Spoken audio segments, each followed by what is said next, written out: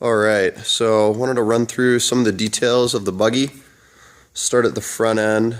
You can see I've got the old VW style spindles and A-arms with the king coilover shocks. So this thing's got 15 inches of travel front and rear with the VW style wheels.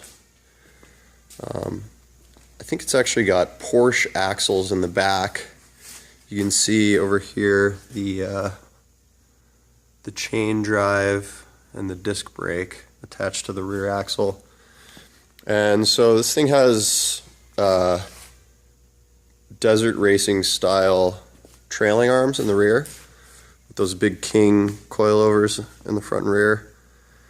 And it's got a 5-gallon gas tank. I can usually get about 150 miles of range out of this thing if you're in a high gear.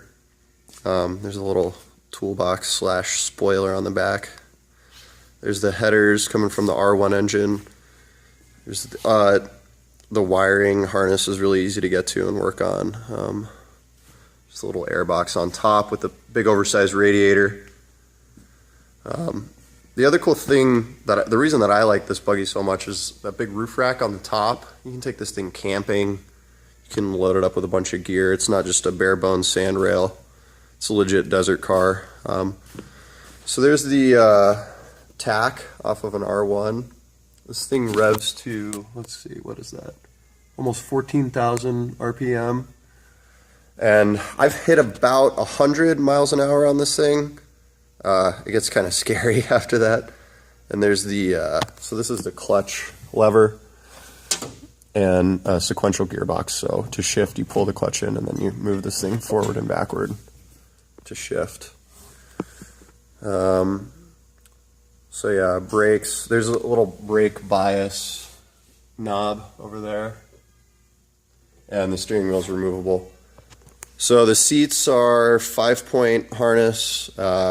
Really safe. And yeah, so the trailer is, I think it's an 18-foot platform and it's 20 feet long from the gate to the tongue.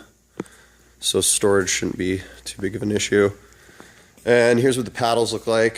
Set of front and rear paddles. So this thing will not fit on the trailer with the rear paddles on, because they're too wide. So let's start it up and hear what it sounds like.